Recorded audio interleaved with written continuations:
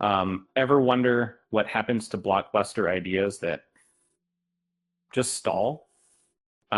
For over a decade, fans have been asking about a follow-up to a film that promised a whole universe of adventure.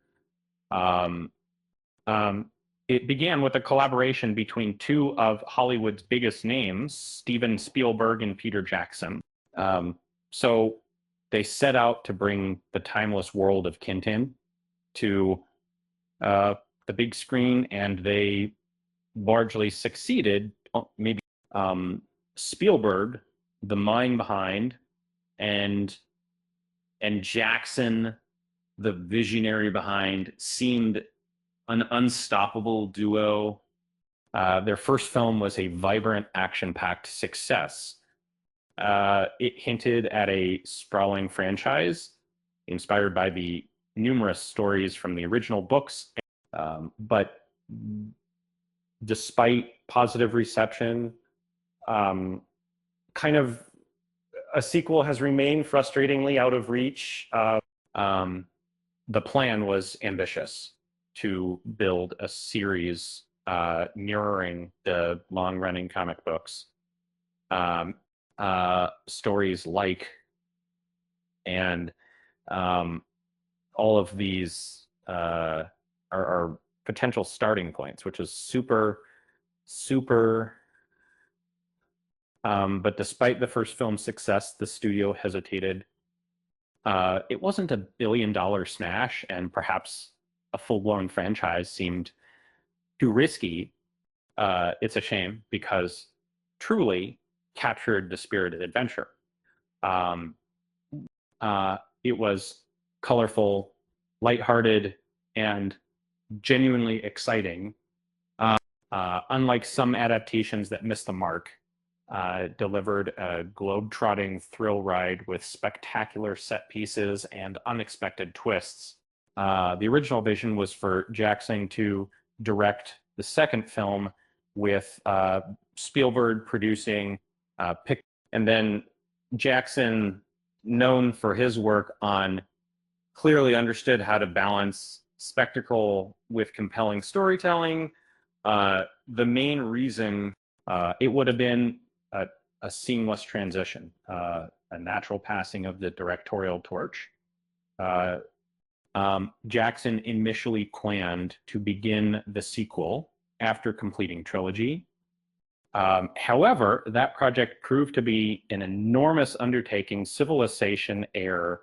After years immersed in Middle Earth, he needed a break, shifting his focus to documentary work. Uh, um, but he hasn't directed a live action feature film since particular feature film. A new film would be the perfect project to reignite Jackson's passion. Uh, it would offer the scale and excitement his fans expect, but without the logistical challenges of filming on location. Um, the the performance capture technology used in the first film allows for a unique and efficient filmmaking process. Um, and Spielberg's return to the franchise wasn't without its challenges. The later films struggled to recapture the magic of the originals, uh, relying too heavily on CGI and outlandish plot devices. However, felt like a true uh, spiritual successor to those classic adventures. Uh, the film's action sequences, like the plane crash and the motorcycle chase, were reminiscent of the practical stunts that defined the early films. Jamie Bell perfectly embodied Tintin's enthusiasm and spirit of adventure. It was a thrilling, immersive experience that felt genuinely authentic. Uh, some might argue that and have redeeming qualities, but stands out as the best adventure film of the 21st century. And the pacing, the visuals, and the dynamic between Tintin and Captain Haddock are all exceptional.